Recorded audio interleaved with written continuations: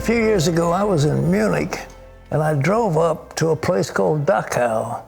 And I went inside, and I saw some of the terrible things that had been done to the inmates.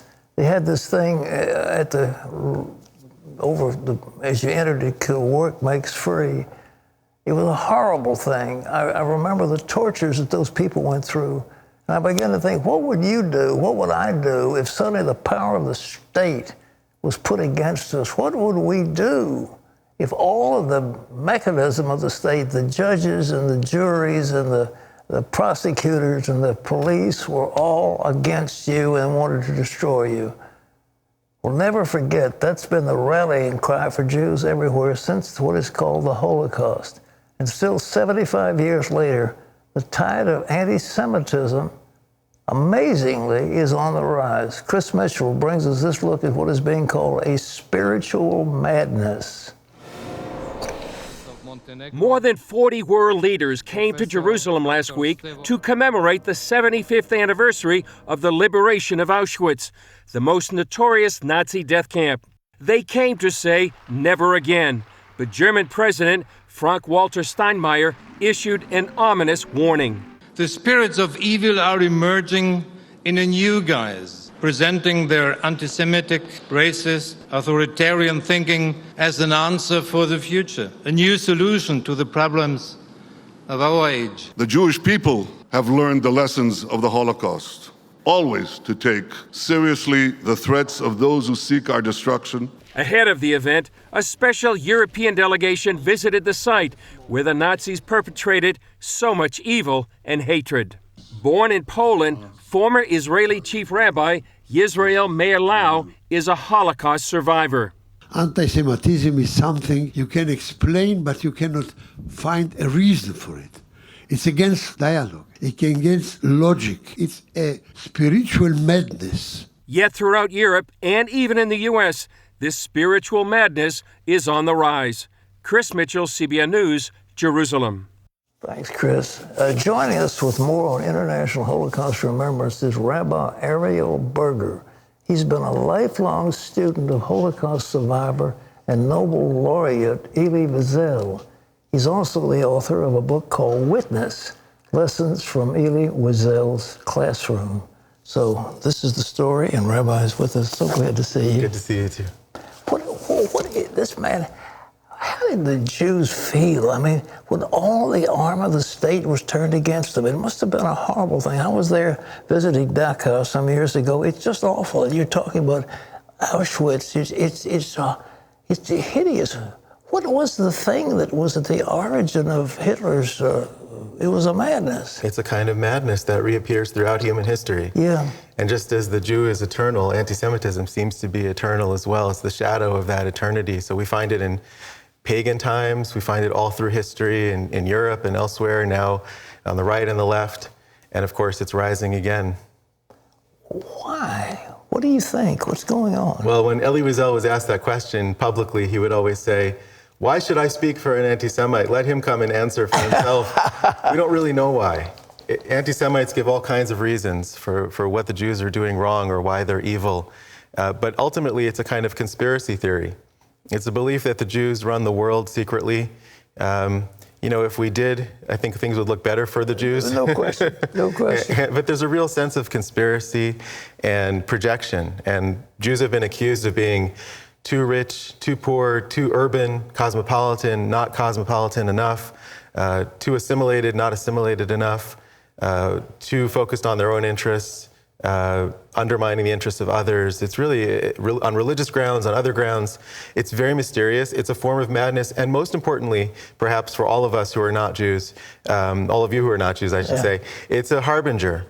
What happens to the Jews happens to others as well. And Elie Wiesel believed there was a direct line between Auschwitz and Hiroshima and the Holocaust and violence we see in school shootings and things like that. He thought that madness begins with the Jews as the victims, but spreads. You know, that thing that was put out, the writings of the elders of Zion, that was an absolute fabrication. Who was responsible for that, you know? Well, it started in Russia, but of course it's very popular in the Arab world now as well. Oh, really? And it's been in recent publications in Germany and elsewhere on the far right. And it's a conspiracy. It's a story of Jewish conspiracy. The Rothschilds running the world and things like that. And of course, it's complete fabrication, but it's gotten a lot of traction among haters. Well, you know, it's kind of a spiritual madness. You remember when Benjamin Disraeli was Prime Minister of Israel, and Queen Victoria said, Mr. Prime Minister, what evidence do you have for the existence of God? And his answer was the Jew, Your Majesty, you know. But the Jews are the chosen people. To them has been entrusted the oracles of God. They have been the authors of the Old and New Testament, and the faith that we have as Christians comes from the Jews. That's right. And our job is to bring God's presence into the world. Yeah. And we try to do that throughout history in all kinds of ways, working for justice in the world, working for peace in the world, and also for those of us who are traditional in our practices, as I am, we stick closely to the biblical ways of living as developed through the rabbis and the rabbinic tradition over hundreds of years. And that keeps us going. I think that's what's kept us alive. They say it's not that the Jew kept the Sabbath, the Sabbath kept the Jew. I think it's really true. Well, I mean, are you observant now? Are you Orthodox? Yes, I am. Well, you know, there seems to be a fellowship and a cohesion between evangelical Christians and Orthodox Jews. There's a coming together like we've never had before. There's a lot of commonality. When you believe in something higher and deeper than what you see on the surface of the world, as we do, it creates possibilities for hope when it looks like the world is pretty dark. And in difficult times, like after the Holocaust, when Elie Wiesel was a young 15-year-old boy who's lost his mother and his younger sister and his father. And he doesn't know that his older sisters are still alive. He's lost everything. His world is gone. He finds a way to choose hope. And I think that was very much drawing on his Jewish roots and the Judaism and the love of Jewish learning and practice and tradition and Sabbath Shabbat gave him a lot of strength to keep going. You know, I interviewed the head of the Rabbinical Association of the more traditional Jewish, and he said, I'm the only one in my fellowship that believes like I do. And I said, what is that? He said, I believe in God. The rest of them didn't believe in God. I mean, the Jews, unfortunately, the Orthodox are maintaining the tradition, but there are many secular Jews who don't believe in any of it. It's true, and I spent this Shabbat actually with a community of Reform Jews. Yeah. Very beautiful people, very connected to Judaism, asking a lot of questions about God. So they're not comfortable with traditional dogma or the theologies that they were taught as children, but they have a thirst for God, even if they don't know the answer or how to talk about God. They're still asking the questions, and of course, after the Holocaust, how could we not ask questions about God? Well, they've had that dispute. I remember talking to one of the prime ministers who said, well, the dispute is what do we do, whether we have kosher mezquites or not. And there's that fight right now in Israel as to whether the Orthodox is supposed to have privileges. And the religious party thinks they should, and the secular party thinks not. And so they've got a political split. It's a big issue. It's a big issue. We talk about separation of church and state and the issues in this country. In Israel, early on, a deal was made between the first Prime Minister, Ben Gurion, and the ultra-Orthodox parties. And part of that was that the ultra-Orthodox don't have to serve in the Israeli army to defend the citizens of Israel. And that's been very controversial. But it's also changing. And there are more and more people in those Orthodox, ultra-Orthodox communities serving in the IDF, the Israeli Defense Forces. So there are a lot of questions and issues. It's never boring for us Jews in Israel and elsewhere. You know, Netanyahu just went home because they've got an election over there with Benny Gantz, both of them are good friends of mine, and I admire them both. But it seems like the Israel Beitenu has to do with this Orthodox feeling, and how are they going to resolve that? Well, it's not clear, and that's a big part of it. But the other part of it is the rise of global anti-Semitism and the role that Israel plays in creating not only a safe haven, but an inspiring North Star for Jews around the world and for others.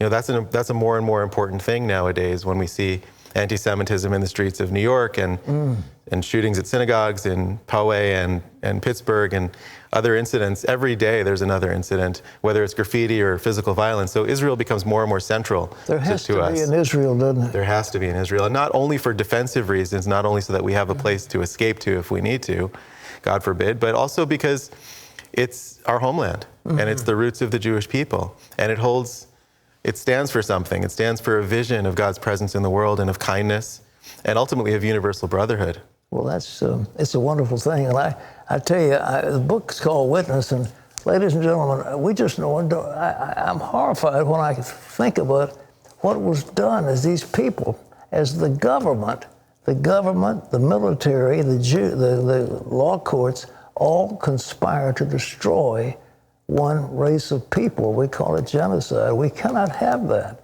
But these are the witnesses to God Almighty. And as an evangelical, I'm pleased to report that I'm with you, and we stand in solidarity against another return of this Holocaust. We're not going to have it happen. Thank you very much. It's more and more important now also that we have fewer and fewer survivors with us to tell the tale. Yeah. So those of us who have met survivors and have spent time with them, have learned from them, Elie Wiesel and others, we have a sacred responsibility to tell that story. And I have to mention, there are a lot of Holocaust survivors who are living in poverty now, today, in America and in Israel. And that's something we have to really address, because these people already went through what they went through.